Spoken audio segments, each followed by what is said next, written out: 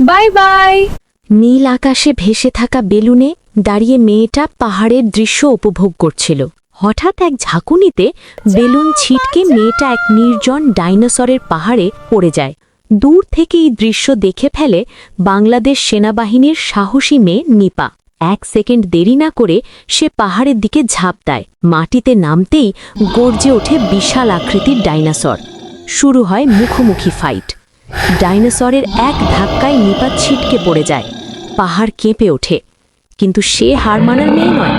দ্রুত উঠে কৌশলী আক্রমণ চালায়, ঘুষি লাথি মারতে থাকে। চারদিকে শুধু অ্যাকশন আর থ্রিল।